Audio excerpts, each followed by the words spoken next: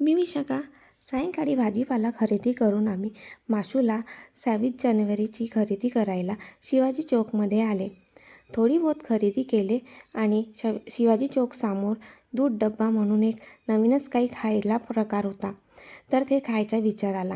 आम्ही तिथे गेले आणि माझ्यासाठी दूध डब्बा आणि माशूच्या पप्पासाठी मसाला दूध घेतले.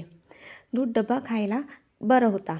दूध डब्बा खाल्ल्यानंतर आम्ही नागपूर बिर्याणी येथे गेले, कारण मला सायंकाळी स्वयंपाक करायचा नव्हता आणि बाहेरूनच काही आणायचं होतं आणि बिर्याणी हे बेस्ट ऑप्शन होता. बिर्याणी घेतले, चिकन रोस्ट घेतले. नंतर आम्ही घरी आले. भाजीपाला व्यवस्थित फ्रीजमध्ये ऑर्गनाईज केल्यानंतर आम्ही जेवायला बसले. एक घास खाल्ल्यानंतर मला नागपूरमधल्याच बिर्याणीची आठवण आली.